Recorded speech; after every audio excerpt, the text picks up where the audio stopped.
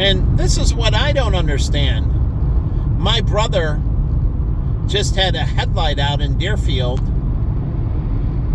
and they impounded his car, bug printed him, fingerprinted him, and then my brother-in-law and sister had to come pick him up and drive the car home. Now, these people are speeding and threatening everybody around them with severe injury,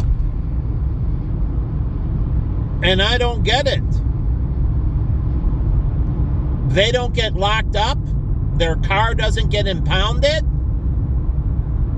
They don't get fingerprinted and bug printed. I don't get it. I would be locking up all these speeders and impounding their car. If you get fired from work, so be it. You should be fired. So again, you make your problem everybody else's problem. They didn't sign up to have your problems. But just like I told them in the line at the airport, I said, okay, I have time. You can go in front of me. But I'm telling you, if anyone says you can't, you have to accept it. Their problem, your problem is not their problem because you're running late. That's your problem. And you have to deal with it. You don't have rights to make it their problem. So, there's these things about accountability. And these people have to have a come to Jesus moment and have to pay for the consequences of their actions. And I believe in everything I put out and all I do. But I also believe that people have to pay consequences for their wrongful actions. Just like Miss Park. In order to live, she suffered. She paid seriously for her illegal border crossing. And she repented. So she got extremely punished. So again, this is why I can love her. She understands her actions. She understands that she shouldn't have done it. The best thing was working through her family and coaching her father to move to an legal form of business. Even a small child can emphasize that, as I did to my parents. My parents are alcohol, but they both maintained legal jobs. My father didn't steal from anyone. My mother didn't either. And my mother at night, if you go down to Elston and Irving where we lived, and say go from Elston and Irving, she walked up Elston Avenue in the winter. People didn't shovel their sidewalks, and she worked second shift, and it was freezing out, and she walked to Bankers and walked back, just as my father did with his taxi cab. With his taxi cab, we walked up and walked back. We didn't have a car. And in the most severe blizzards, we walked in unbelievably frigid, horrible weather. So I can understand Jill in Alaska, Jules the singer, and her father taking her from place to place to play at these different locations where it was freezing out. I used to do that with my father. Go to work with him. And it was freezing. It was at night, and it was even colder, frigid. And so I worked pumping gas at Marathon. And I had a jumpsuit, and I was out there, and it was freezing. I had to shovel the driveways and everything, clean the pumps, clean the trash cans, clean the inside. It didn't matter if it was 72 below zero. I forgot what some of them were 34 below. I forget all the sub-zero with wind chills. But it didn't matter. I had to go out there, check the tires, clean the windshields, pump the gas, scrub the trash cans and everything before closing, empty all the trash, clean everything off. It didn't matter it was fucking 34 below zero. And it was freezing. And I had a jumpsuit, but it didn't matter. So I didn't get out of anything.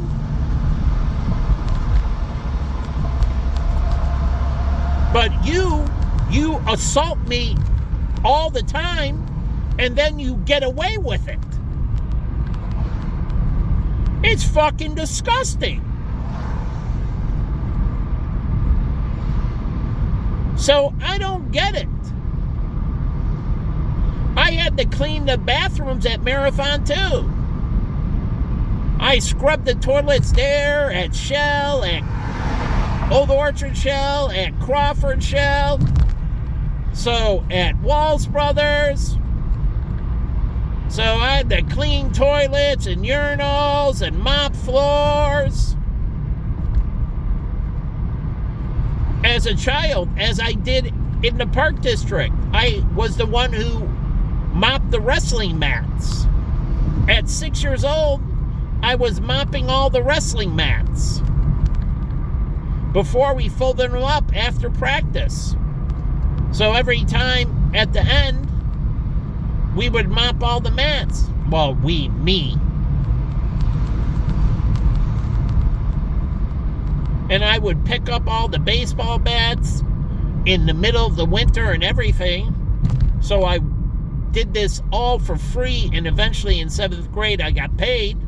But I stood on the corner as a patrol boy for years as a crossing guard. In freaking pouring rain and frigid temperatures as a little kid. Being a patrol boy. The school only closed one time for snow. Most of the time it was open, even if it was really bad. I mean, truly, we only closed one time. Extreme blizzard. And I was shoveling that day. So I shoveled our sidewalks at my house, and then I went around shoveling, and I pushed people out and helped people shovel out, and you name it.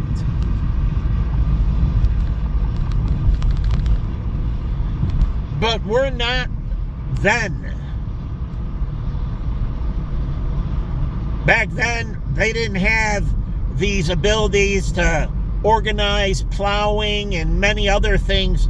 We didn't have these systems. Now you have them. Like AAA and everything else. So helping somebody should be no more. They need to get it through their auto insurance or do it them fucking self. That's the point of Revelations.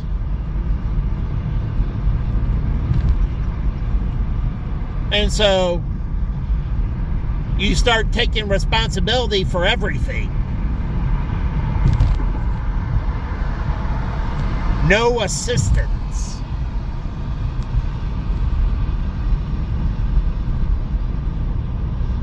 So, again, I grew up and I was out there and it didn't matter. I went to bed at midnight, woke up at 3 a.m.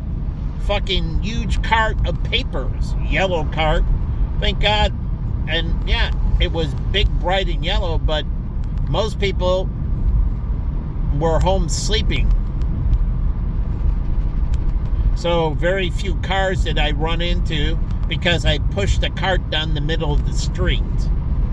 And yes, it was nice when I had tire tracks, because the cart's wheels aligned up the inside of the tires. And so it made it easier as a 6-year-old kid pushing the cart full of papers. But it didn't matter what the weather was. The paper went out every day. Even during a blizzard, if you were a paper driver, it didn't matter how big the blizzard was. You were in that truck and you were delivering the paper. It didn't matter on the days that it snowed the most. The paper had to go out, because if not, they weren't making money. So even in the worst snowfalls, I was selling paper.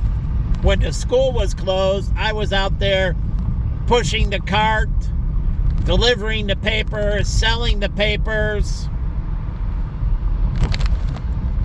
So why should I feel sorry if you have to work and bust your fucking ass? But I go into places and they sit behind a counter and they're lazy as fuck. And to me, that is incredible disrespect. Unfucking believable disrespect. And these guys act like they're saviors. They're not saviors. They train and prepared to do this fucking job. They're not heroes.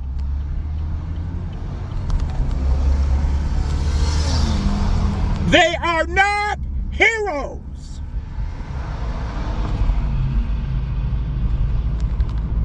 They get paid to do the job. They train to do the job.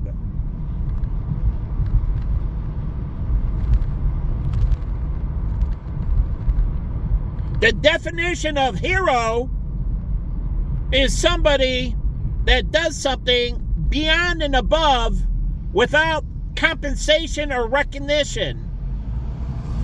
Like the guy in World War II won all the medals. The one white guy. He went beyond and above. Way beyond and above. So did Chris Kyle. Pat Tillman. Those are true heroes. Our definition, we throw around like, oh, that firefighter, he's not a fucking hero.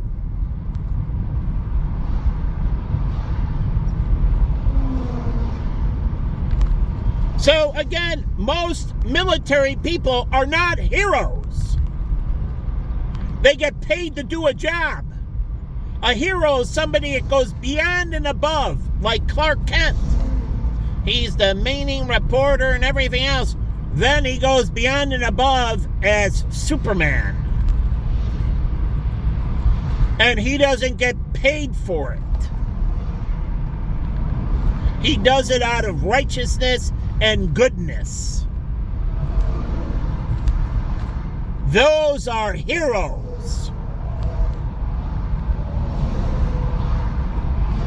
So let's separate somebody who is a laborer who gets paid for his position from somebody who is going way beyond and above, like Chris Kyle could have not done all those extra tours, or like my friend Jimmy Quinn who did all those extra tours. That meets the definition of a fucking hero. If you're a fund manager, you're not a hero. You get compensated. You're doing your job, and if you don't, you should be fired. So, my definition of a hero and your definition of a hero is fucking night and day. So, look at Jesus and the disciples. They were heroes. Big fucking difference. Truly, over King David. Big difference. So there is a big difference in what you consider a fucking hero.